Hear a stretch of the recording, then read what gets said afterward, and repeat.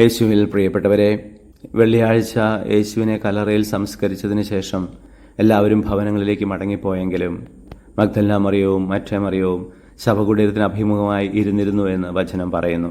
പിന്നീട് രാത്രിയിൽ അവർ തിരികെ പോയി.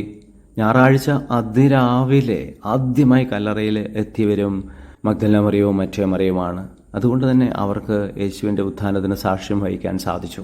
ഉദ്ധിതനായ കർത്താവ് ആദ്യമായി പ്രത്യക്ഷപ്പെട്ടതും അവർക്ക് തന്നെയാണ്. യേശു അവരെ സ്വന്തമാക്കിയപ്പോൾ അവർ ഈശോയെ സ്വന്തമാക്കി. ഈശോയുടെ കൂടെ എപ്പോഴും ആയിരിക്കാൻ ആഗ്രഹിച്ചു. യേശുവിനെ സംസ്കരിച്ച കല്ലറ വിട്ടു പോകാൻ അവർക്ക് തോന്നിയതേയില്ല. ഉദ്ധിതനായ കർത്താവിനോടൊപ്പമുള്ള ജീവിതമാണ് നമ്മുടെ വിശ്വാസ ജീവിതം. ഇന്നത്തെ കല്ലറയായ സക്രാരിയിലാണ് യേശുവിൻ്റെ തിരുശരീരം സൂക്ഷിക്കുക. ആ സക്രാരിയോട് ചുറ്റിപ്പറ്റി നിൽക്കുവാൻ, ആ സക്രാരി നിൽക്കുന്ന ദേവാലയത്തിൽ നടക്കുന്ന തിരുക്കർമ്മങ്ങളിൽ പങ്കെടുക്കുവാൻ ഒക്കെയുള്ള അമിതമായ ഒരു താല്പര്യവും ആഗ്രഹമാണ് നമ്മുടെ ജീവിതത്തെ മുന്നോട്ട് നയിക്കേണ്ടത്. ലൗകികമായ കാര്യങ്ങൾക്ക് വേണ്ടി നമ്മൾ എന്തെല്ലാം ഓടി നടന്നാലും മനസ്സുടക്കി കിടക്കേണ്ടത് ഈ സക്രാരിയോട് ചേർന്നാണ്. വചനത്തിലും യേശുവിൻ്റെ സാന്നിധ്യമുണ്ട്.